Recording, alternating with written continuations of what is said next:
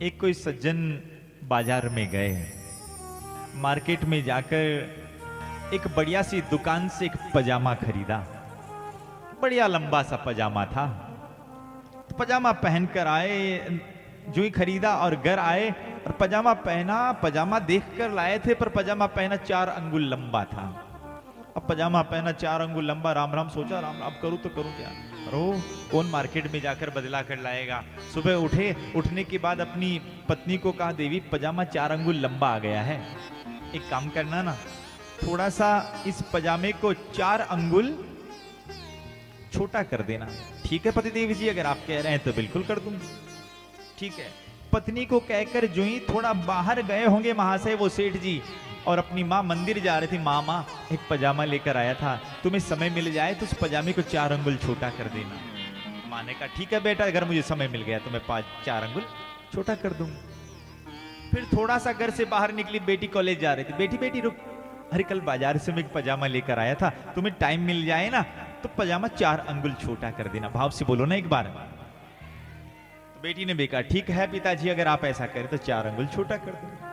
अब पत्नी झाड़ू पोछे के काम से भोजन वोजन बनाया और याद आया, अरे पतिदेव जी 4 अंगुल पजामा छोटा करने के लिए कहकर गए थे, बस खूंटी से टंगा हुआ पजामा उतारा, नापा, 4 अंगुल छोटा किया और वापस टांग दिया। माँ मंदिर गई हुई थी, माँ वापस आई और माँ ने कहा बेटा कभी काम बताता नहीं है और बेटे का काम करूं। बस ऐसा करने के लिए माँ ने भी वो पजामा उतारा और पजामे को काट कर 4 अंगुल काट कर वापस खूंटी पर टांग दिया। बेटी कॉलेज से आई और बेटी ने कहा देखो मेरे जो पिताजी है ना, मुझे रोज काम बताते नहीं, आज काम बताया है, 4 अंगुल बढ़िया सा काट दूं। बस उतारा पजामा और 4 अंगुल काट कर वापस खूंटी पर टांग दिया। अब पतिदेव जी राजी हो रहे थे, पजामा बड़ा गजब का लेकर आया था, कल पहनने का आनंद नहीं आया, आज पहनूंगा। तो पतिदेव जी आए और आने के बाद जो ही वो पजामा पहना, सुबह पजामा छोड़ कर गए थे, शाम तक नेकर रह गया था। क्यों? क्योंकि वो अगर एक को कहकर जाते ना तो 4 अंगुल ही कटता। और हम लोग भी अपना पजामा ऐसे ही कटाने में लगे हुए हैं साहब। कभी यहां इच्छा पूरी नहीं हुई, कभी वहां, कभी वहां, कभी वहां, कभी वहां।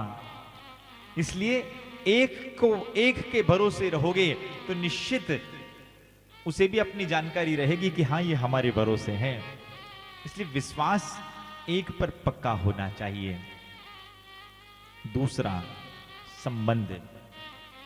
भगवान से कुछ न कुछ संबंध बनाओ, कुछ न कुछ संबंध होना चाहिए भगवान से। चाहे भगवान को बेटा बना लो, चाहे भगवान के पिताजी बन जाओ।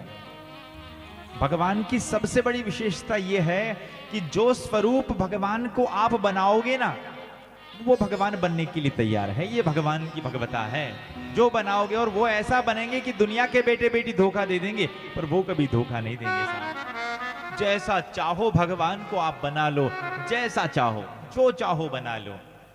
ये भगवान है। स्वरूप में स्वतंत्र नहीं, जैसा भक्त बनाता है वैसे भगवान बन जाते हैं साहब। पर भगवान के साथ संबंध होना चाहिए।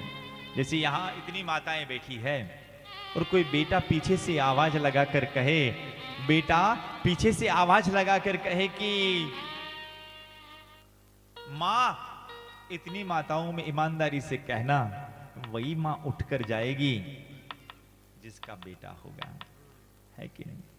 ठीक वैसे ही अगर हमारा संबंध भगवान से होगा तो उसे भी पक्का पता रहेगा कि ये हमें पुकार रहा है। कुछ न कुछ संबंध बनाओ।